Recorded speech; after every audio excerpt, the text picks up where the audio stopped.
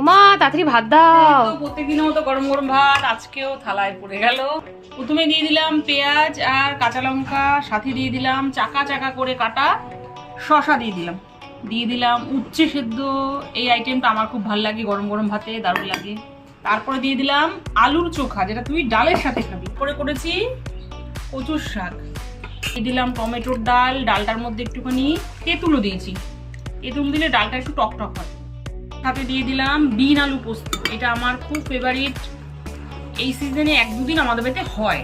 দিয়ে দিলাম কাতলা মাছের পেটি, আর কাতলা মাছের মধ্যে দিয়েছি আজকে লম্বা লম্বা করে বড় বড় করে আলু দিয়েছি। অবশেষে একটু ঝোলও দিয়ে দিলাম। আর এই কাতলা মাছটা দেখে মনে হচ্ছে একদম অনুষ্ঠান বাড়ির মতো হয়েছে।